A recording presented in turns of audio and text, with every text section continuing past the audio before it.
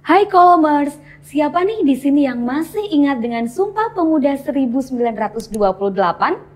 Selain janji suci satu nusa, satu bangsa dan satu bahasa Indonesia, ada fakta menarik lainnya loh.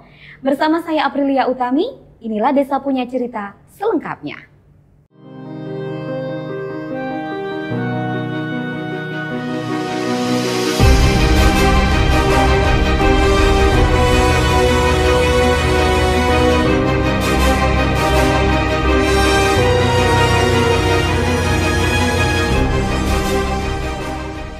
Lokasi Kongres Sumpah Pemuda berada di sebuah indekos yang dikenal sebagai Gedung Keramat 106 Batavia.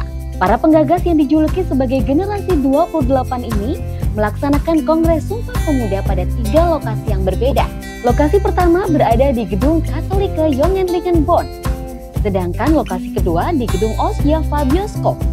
Kemudian lokasi ketiga di Gedung Indonesius Klokgebouw. Saat ini, ketiga gedung tersebut secara resmi dijadikan Museum Sumpah Pemuda. Karena saat itu bangsa Indonesia masih dijajah Belanda. Jadi bahasa yang digunakan saat berpidato di Kongres mayoritas bahasa Belanda. Eits, jangan berkecil hati Kolomers. Untuk membakar semangat persatuan para pemuda, materi Kongres ditulis dan diterjemahkan ke dalam bahasa Melayu. Ya, karena bahasa Melayu merupakan asal mula bahasa Indonesia. Dihadiri lebih dari 700 pemuda dari seantero Nusantara, pengamanan Kongres Sumpah Pemuda yang berlangsung pada tanggal 27 dan 28 Oktober 1928 ini pun dijaga ketat oleh polisi Belanda.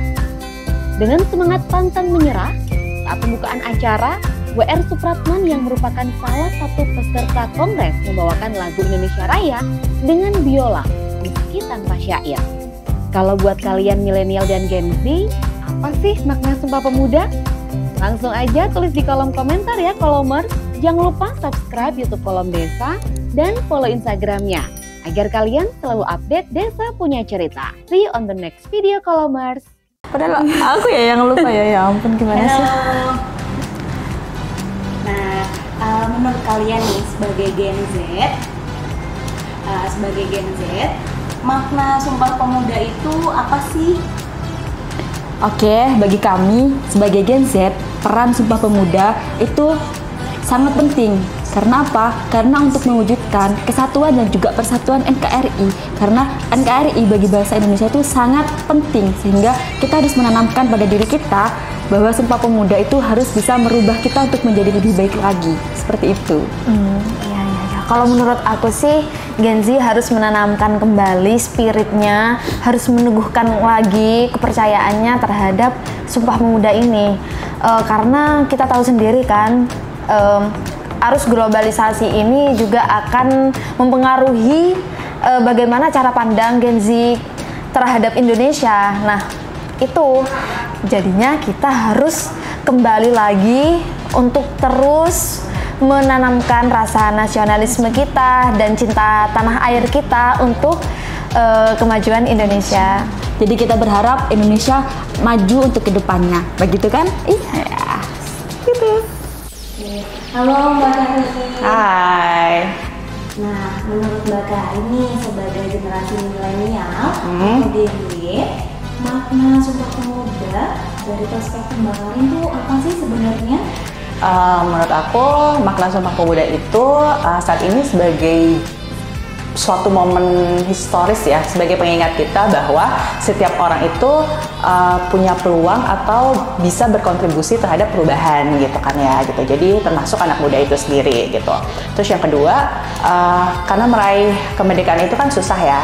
Jadi saat ini kayaknya Sumpah Pemuda itu bisa kita jadikan pengingat juga bahwa penting buat anak-anak muda sekarang untuk merawat eksistensi kemerdekaan itu sendiri gitu. Di tengah era digital dan dunia yang serba cepat ini gitu, pasti kan banyak banget nih informasi yang masuk pada kita gitu. Nah, kita sebagai anak muda punya tugas nih untuk menjaga persatuan itu gitu. Dengan apa? Dengan kita tidak mudah terprovokasi terhadap isu-isu yang membuat kita fokus pada perbedaan gitu, tapi kita lebih fokus pada hal-hal yang merawat keberagaman kita, kebersamaan kita dengan mengasah pola pikir kritis kita dan juga mengedepankan toleransi. Itu sih. Oleh karena kita tidak bisa membantah peran kaum muda dalam seluruh perjalanan, sepanjang perjalanan bangsa Indonesia, tentu kita meyakini satu hal, bahwa tidak akan ada perubahan tanpa kaum muda. Tidak akan ada masa depan yang lebih baik tanpa pendidikan terhadap anak muda. Tidak akan ada kesejahteraan di masa depan, kehidupan yang berkelanjutan, kehidupan yang adil tanpa investasi sebuah bangsa terhadap masa depan anak mudanya. Dan oleh karena itu tidak perlu nunggu besok, lusa, tahun depan, atau nunggu waktu lagi. Sudah saatnya kaum muda ikut turun tangan, mengambil bagian dalam gelombang besar perubahan yang mesti terus terjadi di dalam sebuah bangsa, dan tentu juga akan terjadi di Indonesia. Kita harus mengambil bagian, kita harus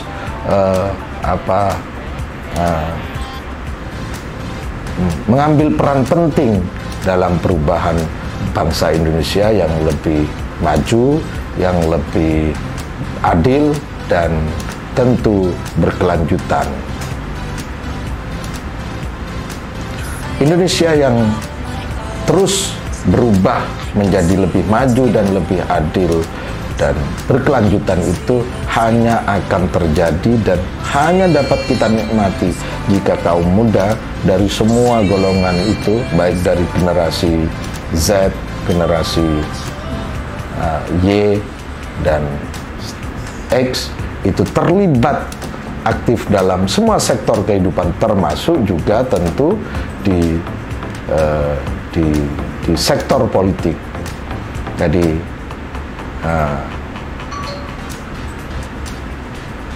tidak ada pembatas yang tegas, tidak ada pembatas yang hitam putih antar semua sektor itu. Jadi keterlibatan kaum muda di dalam politik itu akan berpengaruh pada sektor lainnya. Keterlibatan pemuda di sektor ekonomi itu akan berpengaruh pada sektor pendidikan. Keterlibatan pemuda di politik itu akan mempengaruhi sektor pendidikan, kemudian ekonomi, budaya, dan lain sebagainya. Maka sudah waktunya pemuda mengambil bagian penting dalam semua sektor kehidupan bangsa ini, baik di sektor politik, pendidikan, ekonomi, maupun budaya. Dengan bersama pemuda, kita akan menderaskan perubahan Indonesia untuk lebih maju.